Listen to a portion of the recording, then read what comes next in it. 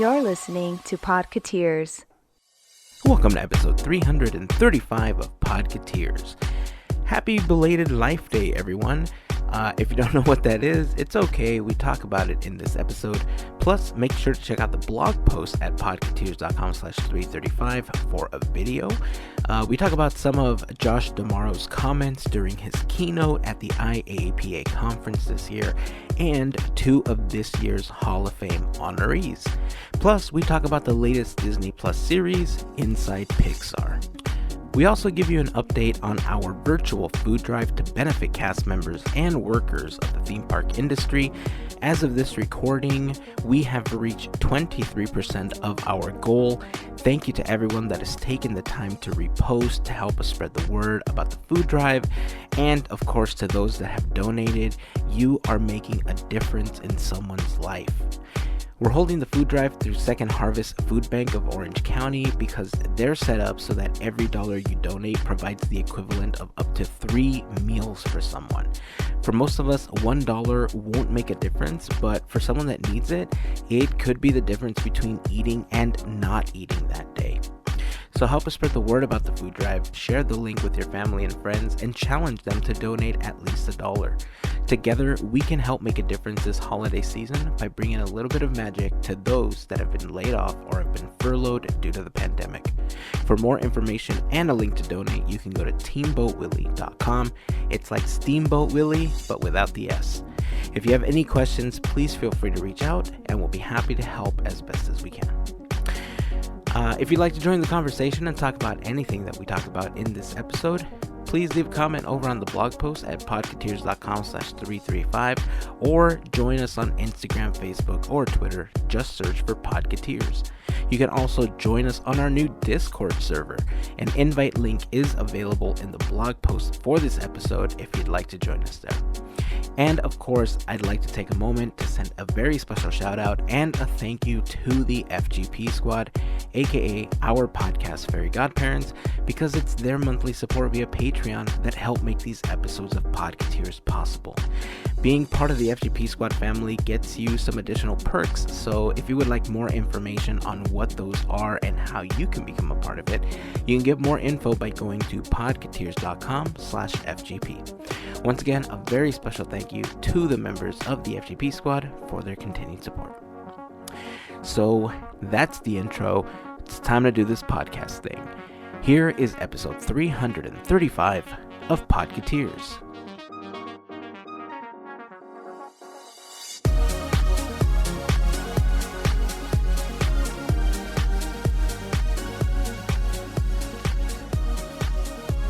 It's been lovely. And I hope I'm not nasal when you guys hear me, but yeah, I could blame the sudden heat, and it's like all the pollen just sprouted and everything. So yeah, I'm trying hard not to breathe on the mic because I can't breathe because of the allergies. Yeah, I get you. I'm more concerned with having to clear my throat more often than I would want to while we're recording. I have something to drink here to help out with it. But I remember the last time that I felt like this when they got really bad. I remember us recording for about an hour. And then at the end, like my voice was almost gone. Mm-hmm. So maybe we should try to keep this episode short-ish. And then it turns out to be like a 2-hour episode. Because that's always what happens. All the time. So I won't say that. We won't call it short or, anything. But I'm going to continue drinking liquids and hope that my voice can keep up. It's been a rough week. I know I've said that the last few weeks, but we've just been dealing with family stuff recently, and sadly it did not turn out the way we would have wanted it to, and now we're dealing with all of that. So I'm kind of trying to keep it together while we're just kind of maneuvering through all the things that we have to do on a daily basis, and at times it's been tougher than others, but yeah, sometimes you just have to try to breathe, try to get through it. And I've reflected so much on what this year has been and what it could have been, Then I read, well, California is going into a brand new lockdown. And I'm like, what? Yeah. Again? Anaheim is in the purple again. I was like, what? Again? I'm not proud. Yeah. And you're like right in the thick of it. Uh-huh. So I've been a hermit crab Yeah. for that reason. Yeah, I don't blame you. It's scary. You know, Mhm. it's the just the whole thing is just so unforgiving that you'd have to do your best to try to protect yourself whenever you can. Yeah. And it was just crazy just listening to the governor of California talk about how we're going to go into this brand new lockdown, and that I guess there's going to be really tight restrictions in pretty much all counties. Like there's only 2 counties in all of California that are in the yellow tier, which is like the safest tier according to them. And I remember when they first talked about the restrictions to reopen the theme parks, the governor wanted like Anaheim and other like LA County and stuff to be, or any county that has a theme park basically, to be in the yellow. And that's pretty far from where we are right now. Like purple is the highest tier, and I think you have to go several weeks without incidents for you to get knocked down a couple of tiers. And so going into Thanksgiving and going into Christmas and then New Year's, it feels like it's just going to be another test of willpower, another test of humanity, really. You know, try to stay home, try to be as safe as possible. Go out when it's essential, I guess. It was weird because they were talking about doing a curfew in California, and I don't understand the curfew part of it. Like, is there any data that suggests that having a curfew would actually benefit the lockdown? I don't understand that part of it. Like, if you just tell people, hey, stay home, I guess the only benefit would be that they can control how many people are going to be out, you know, especially at night, so they can have less people patrolling or something. I don't know.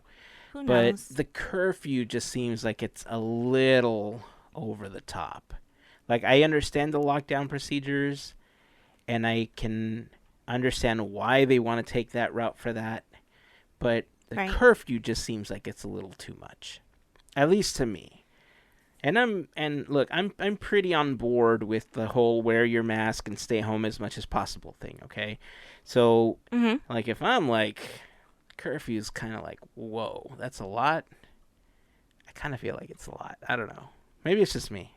I think I'm just at the point where I just want things to just work.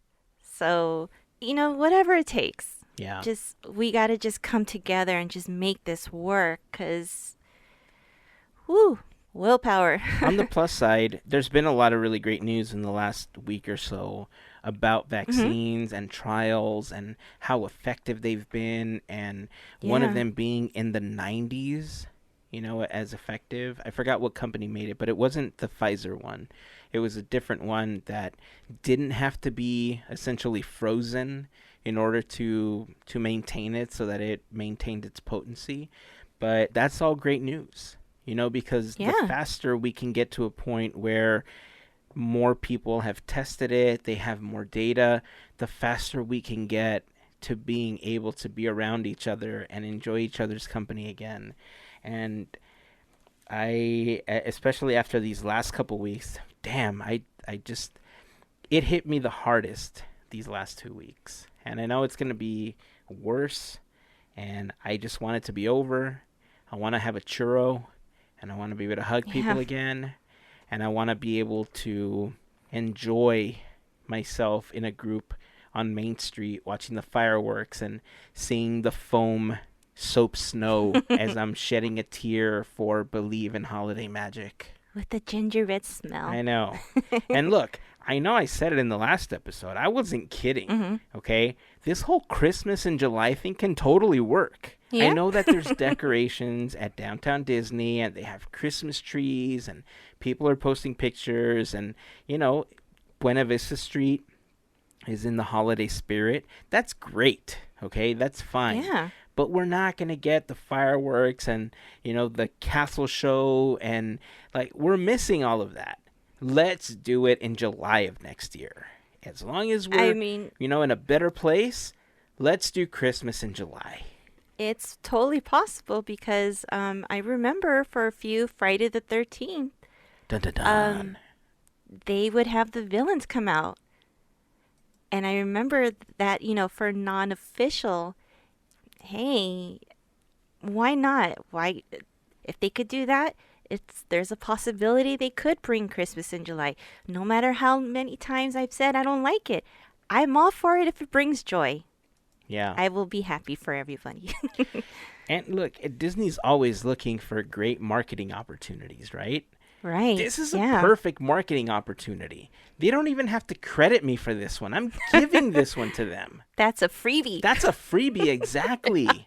You're welcome. Along with some of the other ideas. Remember we were talking about Carthay Circle opening when Buena Vista Street gets extended, or Downtown Disney extends into Buena Vista Street? So Yeah. they are going to have outdoor dining. They're going to have... Nice. Yeah, I forgot what they're calling it. It's like Carthay Circle Lounge or something like that. But it's basically seating outdoors on the first floor. So that's how they're going to be doing it. So the idea, if they're in the 4th tier, especially in Anaheim, that means that they're going back to all of the restrictions where no more indoor eating again. Because like you were able to have indoor eating with certain restrictions, but being back in purple means that they have to roll back all of that. Outdoor eating is okay with certain restrictions. This idea can work around the castle. Yeah. Okay, set up a bunch of tables down Main Street. Let's do outdoor dining in Disney parks. Have the characters come out and do a little dance, in front of the castle. Projections, music. It can work. Again, you're welcome, Disney. Right? And like you said, we were just talking about that, about outdoor dining, just taking some of the chairs and tables and set it up. Easy. Totally easy. Yeah. So, anyway, looks like that's coming. I think more news is going to be coming up on that really soon. And it's really unfortunate that the country, not just California, the country has seen so many spikes over the last couple of weeks because, especially with the holidays coming up, when you see what other countries have been able to do by having a proper lockdown and everyone wearing masks and everyone taking safety precautions, I still believe that we wouldn't be as bad as we are right now if we had followed the same rules, and we had done the same things much earlier in the year. But, could have, should have, would have. Now we just need to proceed with doing what we can in order to help progress in the situation. But, yeah, I mean, that's what's happening in Anaheim right now. This episode is being released, if you're listening to this on release day, this episode is being released a day after Life Day. So, happy belated Life Day, all you Star Wars fans.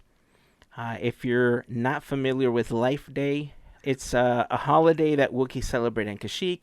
And I guess the premise of the whole thing is that there was like a tree of life, and you would all gather at the tree of life, and you would kind of promise that, you would make life better for people, because this was after the dark times in Star Wars. I don't remember all of the details. I remember we talked about it a long time ago because we had talked about the Star Wars holiday special and how some people were like, that's the biggest piece of garbage ever. And we've seen episode 1, 2, and 3. That's other people saying that. Okay, not me. I'm just saying. But the reason it made a lot of news this year was because on Disney Plus, there was a special Lego Life Day movie that was just released. I haven't seen it yet, at least because, we're recording this before technically that gets released. But I'm hoping to see it. And if I got the definition of Life Day wrong, somebody please let me know. Tell me what it is, and then we can talk about it. And if I got it right, yay me for actually remembering something that didn't get pushed out of my brain hole by something else. Because that happens. I mean, there's only so much that can fit on that hard drive.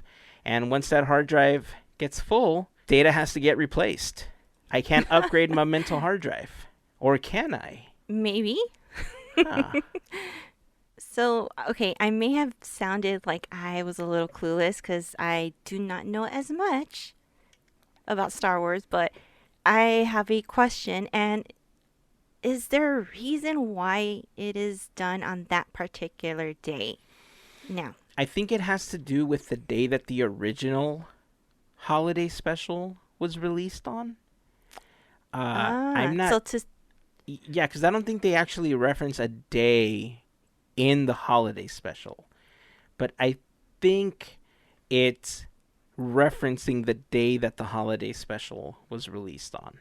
Again, anyone that actually knows the answer, please feel free to join the conversation and call me crazy and correct me.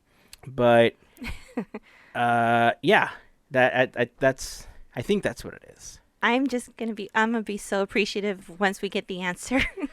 Yeah, I don't think they have the original Star Wars holiday special on Disney Plus. However, they totally should. I mean, they really should tell you about the legacy of Star Wars and include all of that, because the holiday special is considered canon. It's not anything new. It wasn't part of the... I think when they split off the additional stories that Disney didn't consider canon, they called it Legends. And so it's not part of Legends. It's actually part of Star Wars canon. So they should include the holiday special. But since they didn't, you could totally find it on YouTube if you search for it. So I've heard. But I think when we first talked about it, I think in one of the blog posts I had posted it. You know what? I'm going to look for it. And if I find it, okay, I'm going to put it in the blog post. Podketeers.com/335 if you want to watch the special. It is... You know what? I just let you watch it. I just let you watch it, and then you can tell us what you thought about it. How about that? Ignore me. It is special. I'll say that. Yeah. Fantastic. Hey, speaking of Star Wars, I think the child beefing with the internet might be over. Yes. Yes, all is good. Yeah, So apparently I was not alone with how I felt after the last episode of The Mandalorian. There was an uproar about it. Yeah. Especially that face, man. Yeah.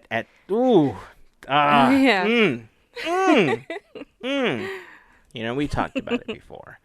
But yeah, apparently we're past it. We're all good again. There was things that happened in the latest episode where, as long as the things that happened in the previous episode don't happen again, I think we'll be okay. But that's a good way to say it. I think the child is okay with the world again. Yeah. And speaking of the child, since we're kind of, I guess, talking about Star Wars stuff, I'm gonna tie it into our food drive, because we've been doing this food drive for cast members and just different people in the theme park industry. This year has been just ridiculous with everything that's been happening due to the pandemic, and we know that there's been a lot of fundraisers and a lot of different efforts to help a lot of the cast members that have been laid off or have been furloughed, and a lot of them are having just trouble finding stuff to eat. They don't have a place to live. We started our own virtual food drive to try to help as many cast members as possible. We just started it last week, and as of today, as we're recording this, we're at 23% of our goal, which I think is absolutely amazing. You guys are fantastic. Thank you so much. Right now, it looks like there's about 714 meals that we can provide with the money that we've raised. Again, remember awesome. that for every dollar raised, that's about the equivalent of up to 3 meals per person. So that ratio is absolutely fantastic. We love it. We love what Second Harvest Food Bank is doing. And, we hope that we're able to hit our goal and maybe even surpass it to try to help as many cast members as possible. If you go to teamboatwillie.com, you'll find more information and a link to the page where you can donate if you would like to help us out. Reposting on Facebook, retweeting, reposting on Instagram, sharing our posts or our stories is the best way to help us spread the word. With Thanksgiving coming up, I'm hoping that we're able to raise at least what we've set as our goal in order to try to help out as many of those cast members for Thanksgiving. Again, teamboatwillie.com, that's where you would want to go to find the information. Super easy to remember because it's like Steamboat Willie, but without the S. And if you have any questions, feel free to reach out to any of us. You can send us a DM. You can join the conversation on any of our social networks, Facebook, Instagram, Twitter, or you can leave a comment on the blog post for the episode, podketeers.com/tweet35. You can also join us on Discord. We just started up a Discord server. You can find all the information there as well, or you can communicate with us, ask us any questions. We'll be happy to help you out. So again, thank you so much to everybody that's taken a moment to help us repost, retweet. Anybody that's donated, thank you so much for your contributions. You guys have been amazing, and we truly appreciate your contributions. But yeah, when we're talking about this food drive, we had put our efforts for the chalk walk on hold. And for the chalk walk, we had planned on doing a couple of different auctions. We've done this in the past where we auction things off on Instagram. The highest bidder makes a donation, and then we ship out the product that they basically won during the bidding process to them. We had plans for the chalk walk, and we put that on hold. But then I was talking to FGP Squad member Eddie about this over the weekend, and he was suggesting, why don't we do an auction for the food drive as well, where we auction off a couple of items and then the winner just makes a donation to the food drive and then you send them the product. And I thought it was a good idea. I didn't think about doing it for the food drive, but it's a great idea. So I was able to purchase one of the child plush toys that they had at Costco. He's about 11 or 12 inches tall.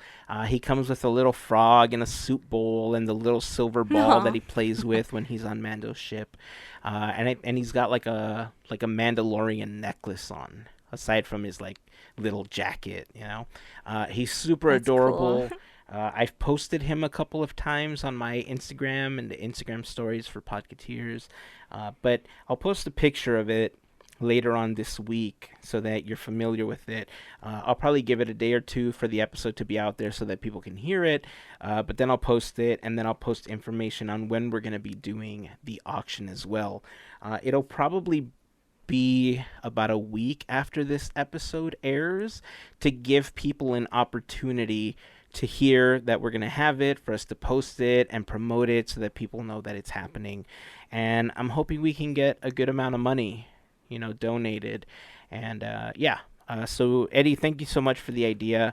If we get any other items, we will auction those off as well. We've had members of the FGP Squad and other listeners reach out to us and offer to donate different items for us to auction off for chalk. Like our friends over at the F Yeah Disney podcast, Jason and Julie, were donating the Onward Guinevere van. It's the popcorn bucket that was available at Hollywood Studios at Walt Disney World. We were going to auction that off. And again, if we can get our hands on any other exclusive items or any other items that we think would be good auction items, we'll certainly post it. I love the idea. And if we can't be anywhere to get together to have some sort of fundraiser or something, it's the next best thing. So more information on that will be coming very, very soon. And if you're wondering what the FGP Squad is, the FGP Squad is just a group of listeners just like you that help us out with a monthly contribution via Patreon.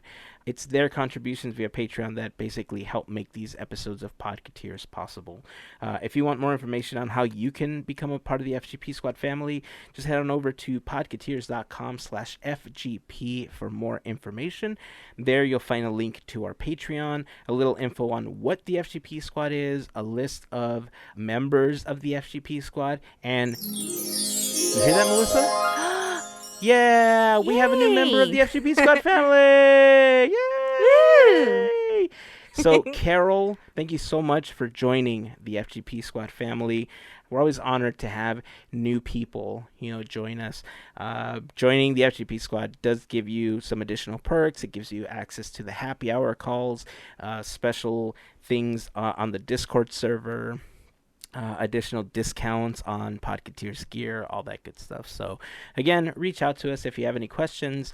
To all of the members of the FGP Squad, we just want to say thank you very, very much for your continued support. I did want to talk about a couple of things, because this week the IAAP Expo was held. Are you familiar with the IAAPA Expo? No, not really. So I found... Unless I hear from you. So I kind of knew that this expo existed for several years. I just didn't really know what it was called. Last year, 2018, I think, is when I first officially knew it by name, because a couple of people that were presenting and had booths and stuff were telling me about it. But IAAPA is the International Association of Amusement Parks and Attractions. It's basically an organization representing like 6,000 or 7,000 amusement industry members, like just people that work in the industry.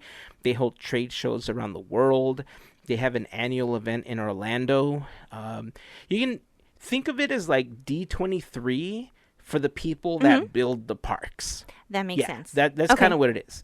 And this year, as far as Disney fans are concerned, one of the really big things about this year was that Josh D'Amaro was the keynote speaker.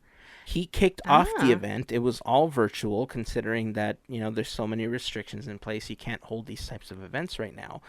He talked about how nobody really could have imagined what this year was going to bring us. He talked about all the closures. He talked about how they've had to reimagine the experiences at the resorts around the world to adjust for the pandemic. And then he basically gave a mini parks and resorts presentation similar to the one that we got at D23. The only difference is that instead of teasing the attractions, now there was actual progress photos and progress videos to go along with the updates, right? Nice. So he did talk about, how it's been a challenge because with closing the parks, certain things had to go on hold. Things like Avengers Campus. We were expecting that to be open this summer, and sadly, due to the pandemic, it's been pushed, to some time. We don't really know when it's going to open now. He talked a lot about how they've had to adjust a lot of the things that they've learned this last year. But he gave updates on, Avengers Campus, obviously, Route 66, or Cars Route 66 over at Disneyland Paris. He showed pictures of the rooms in the Star Wars Galactic Resort, what the rooms are actually going to look like. They look like little spaceship bays. He gave updates on Harmonious, which is supposed to be the largest nighttime spectacular that Disney has ever produced. It's going to be happening over at Epcot. They talked about the Zootopia theme land that's opening. They gave updates on that, updates on the Ratatouille attraction. But yeah, I think one of the biggest things that he talked about, that this actually, I think the Disney company talked about this a couple of weeks ago, and they may have mentioned it on the investor call not too long ago, that I don't know how many people are familiar with this. I know that you're going to be familiar with it, Mel, because you've been through Traditions, which is Disney's training program for all of cast members. They have 4 keys that guide the Right. principles of Disney. And these 4 keys, if you've ever read Marty Sklar's books, you're familiar with some of those principles, and you're familiar with his commandments, and you're familiar with the things that mold the teachings of Disney and how Disney treats their guests. So as part of Disney's training program, they have these 4 keys. The keys made news recently because Josh D'Amaro was talking about how they are altering that training program to now include a 5th key for inclusion. Okay. He was talking about how a lot of the events that we saw unfold throughout the U.S. this year really were the premise as to why, they want to include this additional key. And he was talking about, during the updates, he talked about fast tracking the Splash Mountain retheming or the reimagining of Splash Mountain to Princess and the Frog. And I get it. I'm all for the inclusion key. Personally, I think they shouldn't fast track the Splash Mountain thing and think of the cast members a little bit more.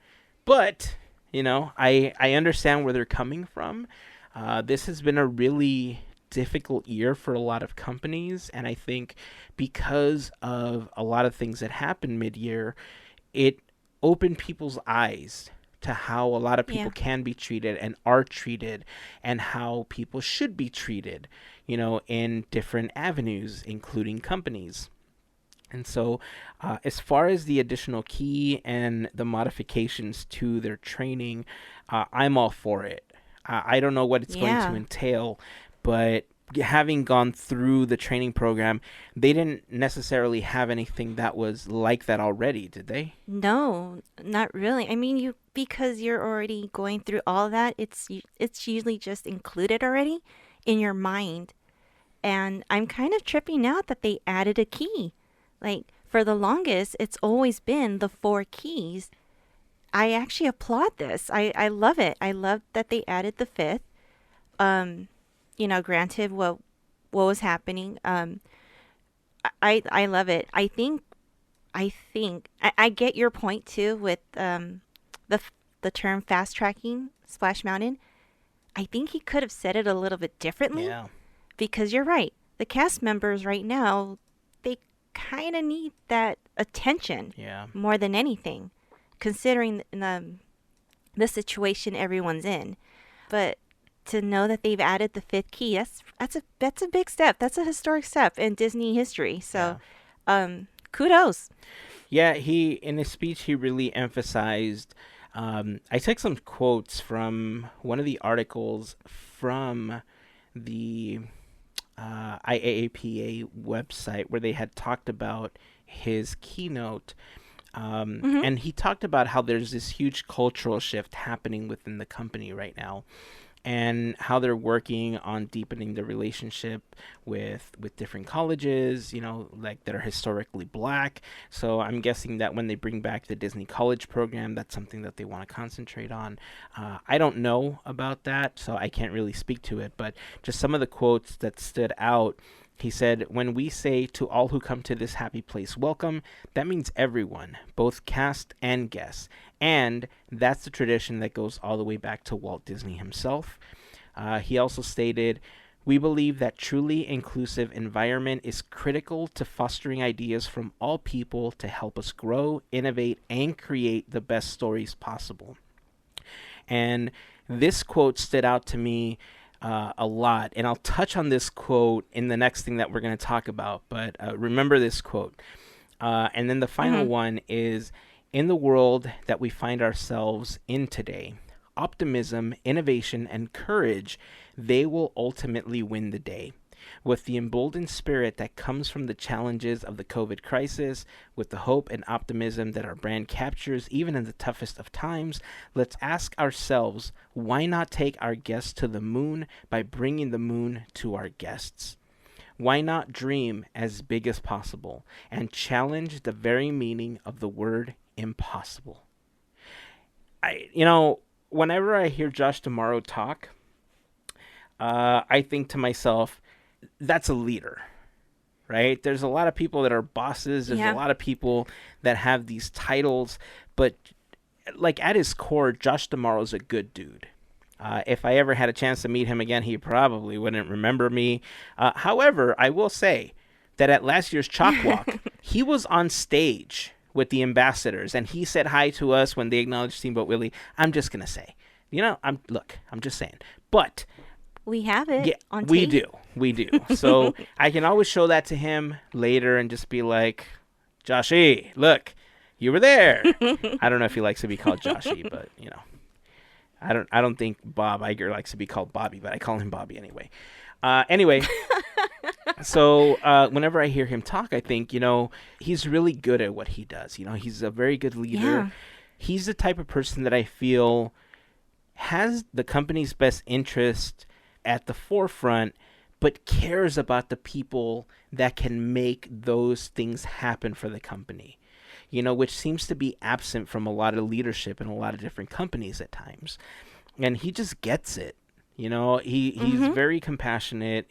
I don't know what else to say about him.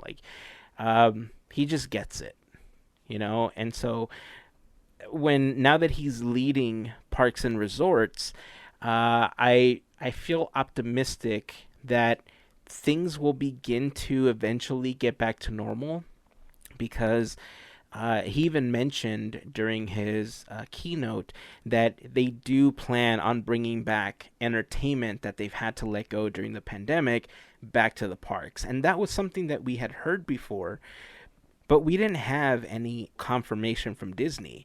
To hear him say that, yes, they're going to bring it back, that means something now, right? It's no longer just a rumor. Now it's something that Disney has stated is actually going to happen.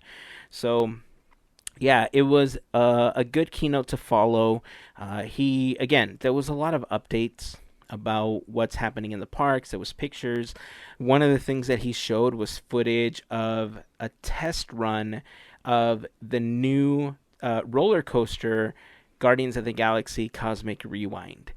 And look, this is probably one of the things I got most excited about seeing, because we've talked about this. I love roller coasters. I love roller coasters. Before we had our Disney passes, every year we got a Six Flags Magic Mountain pass. I loved going there and just spending the day just riding coasters.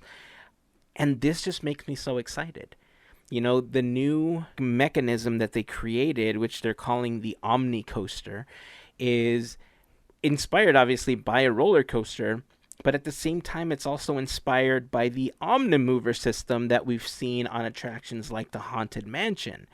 And the idea that they can program the car to move any direction in 360, okay? It can move 360 degrees, and they can program it so that they can tell you an entire story the way that they want to tell you a story, the way that they do on a Doom Buggy, for instance, is awesome, because on top of that storytelling, you have the thrill of being on a roller coaster. Yeah. It's awesome to think about that, to be able to get the full experience and the opportunity to be able to turn all the way through. That's awesome. Here, okay, how do I say this? For a future episode that I have homework for, I thought I was crazy for thinking something, and now I hear about this. I'm like, this is awesome. I'm on the same wavelength right now. Because it's cool to think of different things, but the way that this is awesome. This is awesome. And you're not flipping upside down, which is good. Yeah, so when I saw a little bit of this, of what you're talking about, and it blew my mind that they combined the two to make this happen. It's just, that is so cool. Yeah, I love it. So cool. I can't wait to see the whole thing done, just to see it in action. Yeah, it's going to be something super special to see. And I'm pretty excited. I'm kind of bummed out, obviously, that it's in Florida. But at the same time, it gives me the opportunity to get past a lot of, the flying things and make it out to Walt Disney World finally. So, you know. Well, not just that, it's just the potential that we could see in the future. We've talked about this before. If they got rid of Autopia and a couple of things in Tomorrowland, and we got something similar to that here, ugh. Yes, please. I mean, yes. Yes. Mm-hmm. So, just a thought. We're putting it right there. We're putting a pin on that one in the blue sky pegboard over here. But anyway, yeah, that was one of the things I was definitely most excited about during his presentation. You know, at the awards, it wasn't just about Josh D'Amaro. It's about all things in the theme park industry. And two Disney alum got awards at the IAAPAs this year. They joined the IAAPA Hall of Fame, as a matter of fact. The first one is Greg Hale, who is Disney World's vice president.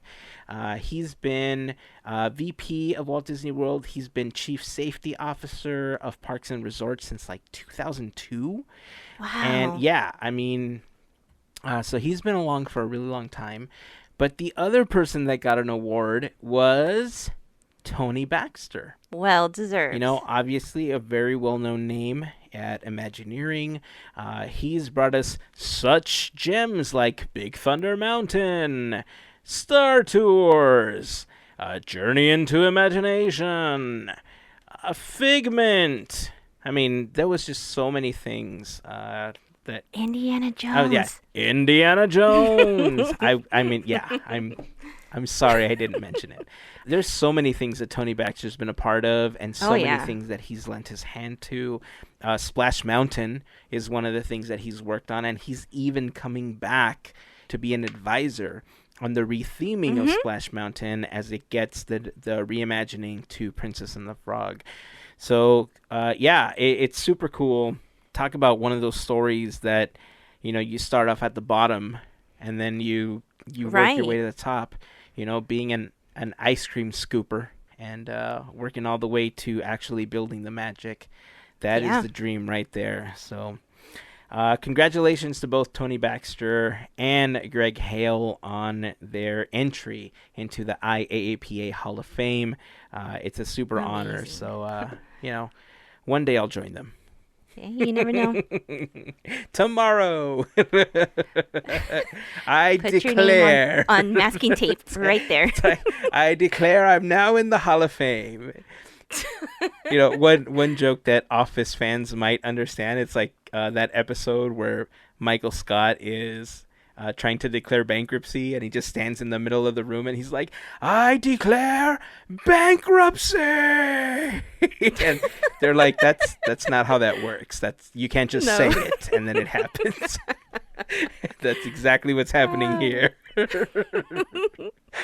Anyway, the one other thing that I did want to talk about is a new series on Disney Plus that I just absolutely enjoyed. I mean, I have a couple of thoughts about the series in general. I'm talking about Inside Pixar. Did you get a chance to watch this, Mel? I did. I got to see a few episodes. It's really good. Yeah. So Inside Pixar was directed by Erica Milsom and Tony Kaplan. Erica Milsom is the writer and director of the short Loop that was part of the Spark shorts. It's kind of like, remember those One Day at Disney shorts that they did?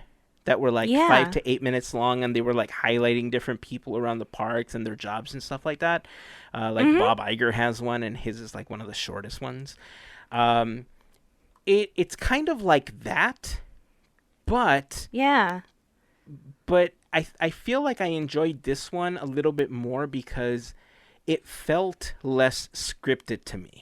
The other one, I mean, look, anything that ends up on Disney Plus obviously has some sort of script. They're not just going to go off the cuff. But this one, because it was so much more personal and the backstories that were told just made you connect with the people on a different level, it just felt less scripted. It had more heart. Yes, absolutely. Absolutely. That's it. It also wasn't like the Imagineering story, where it like the Imagineering story goes, into the studio and how it branched out and morphed into Imagineering, and it shares stories about how the parks were built and the struggles and, you know, everything that goes into creating the Disney parks and resorts. But this is centered around people. You know, each episode is particularly one person at Pixar. It's supposed to be a 4-part docuseries. This is season 1. Each part is going to revolve around a specific theme. This first one revolves around the theme Inspired. They have not released what the other 3 are going to be, but the first 5 episodes are now available on Disney Plus. And then let's just go through each episode, few comments on each one. The first episode was Kemp Powers. He is the writer and co-director of Soul. He talks about how he kind of started off as a journalist and then he kind of shifted over to being a writer.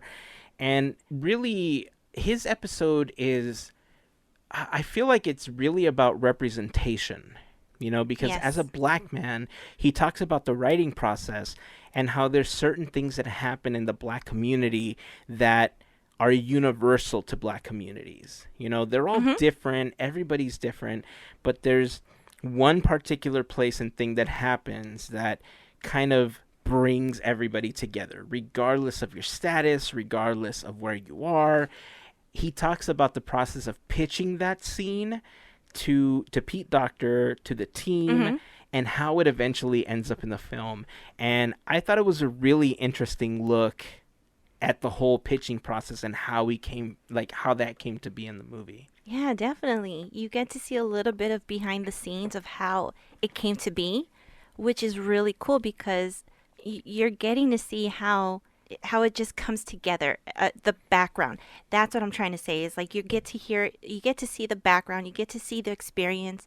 All of that just comes together, and in this little in this episode, I think I'm repeating myself when I say that we see just everything that goes behind this film, which I'm even more excited to see because I love to see when someone puts their heart, their culture, who they are onto film. And I love it. I mean, seeing what they did with Coco, I love to see that. Like, it's the heart that gets me. And just, I'm excited for it. Yeah, I think there's a lot of reasons to be excited for Soul.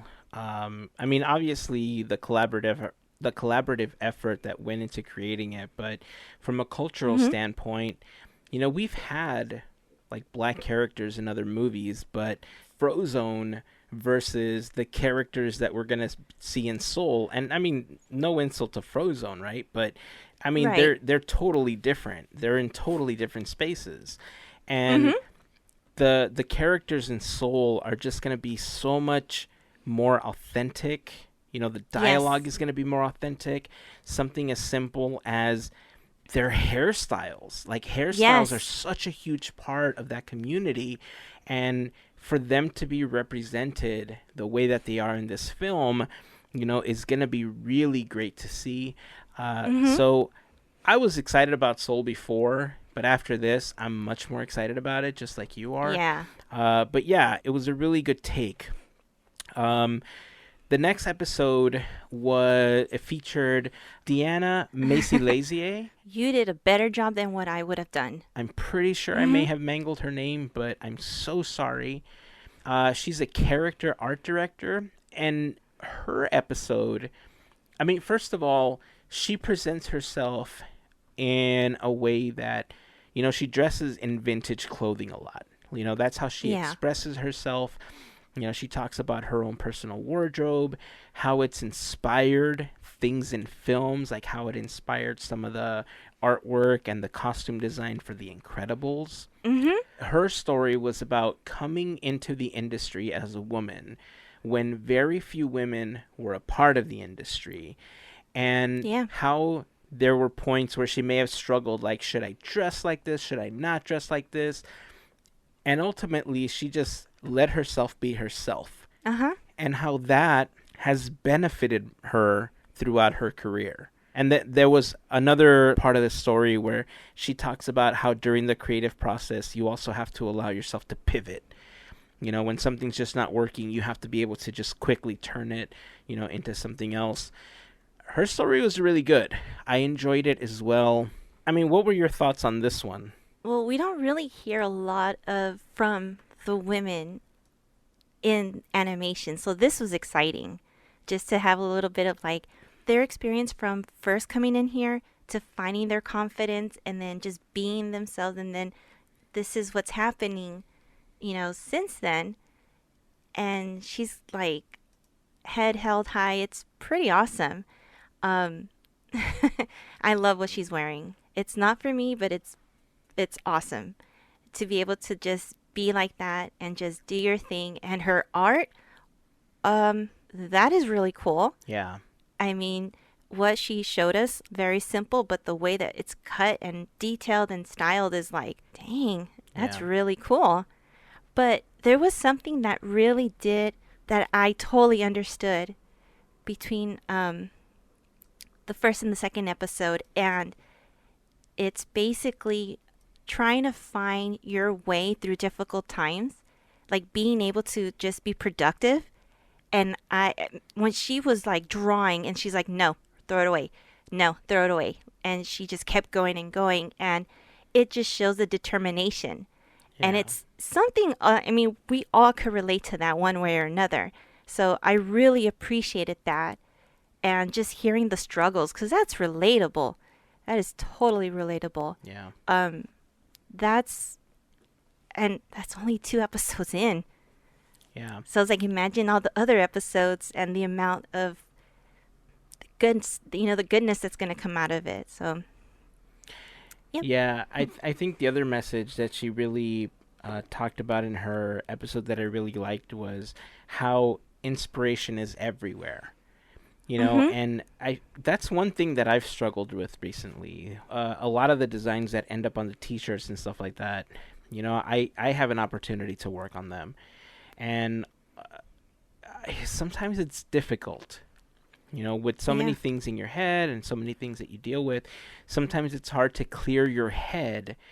And one thing that I've been super guilty of is if I'm working on something, I just keep at it, and I'll get frustrated, but I'll keep at it, and I know it doesn't look good, and I'll just keep working on it. And one change that I've made within the last several months is I've started walking away from things. And it wasn't that I don't go back and finish it. It's just that I felt that I was becoming more productive when I would walk away from it. And that's one of the things she talks about in this episode. Yeah. And it made me feel better about it because, truth be told, there were times where I would walk away from a project and I would just feel super guilty. But Yeah. it's crucial in order for you to recharge your batteries and come back with a fresh look on everything that you're doing.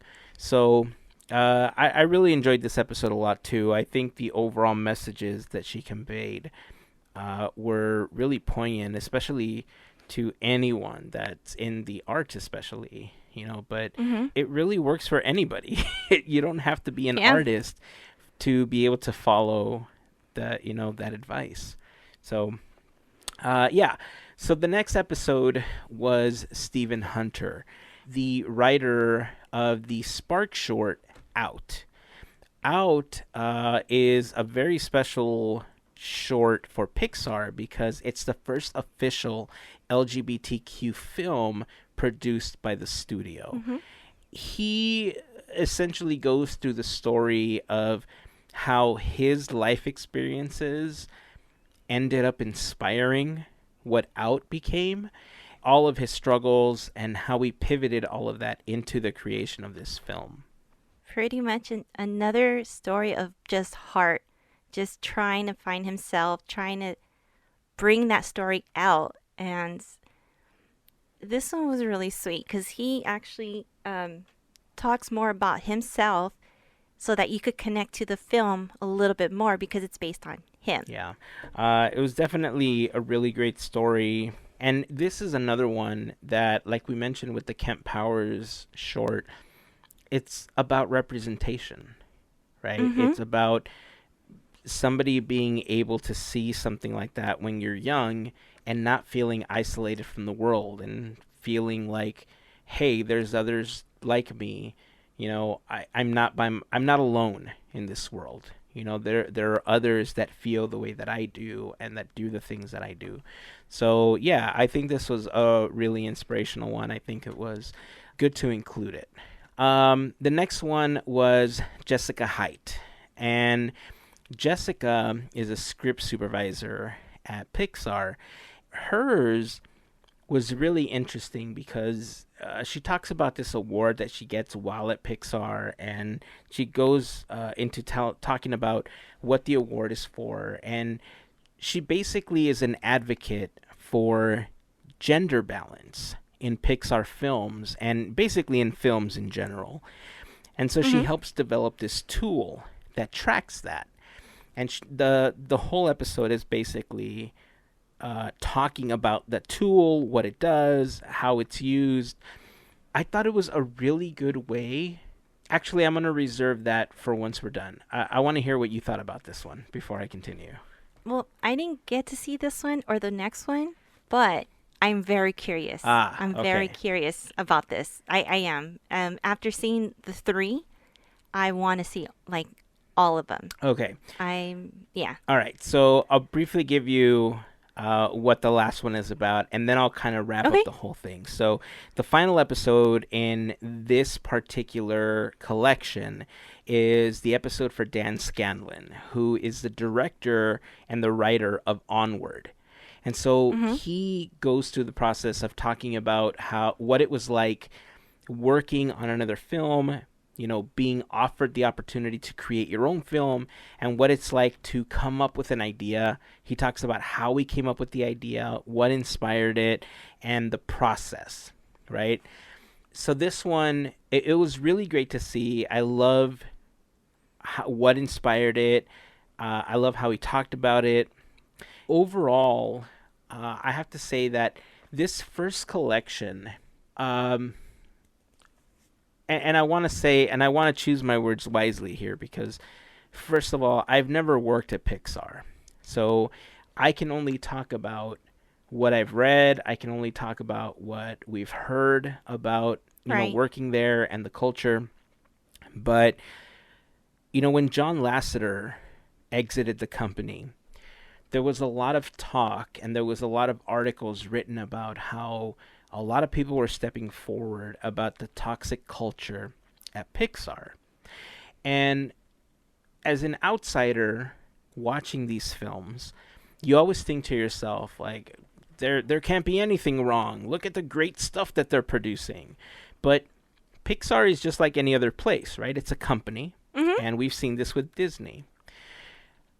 But what this particular series is doing is it's doing a couple of things in my opinion. Like, it's number one, it's kind of showing people the diversity and the inclusion Mm-hmm. and the representation and how much of a progressive company Pixar really is, because I think in many ways there may have been a bad rap about what happens at Pixar and how certain people might be treated.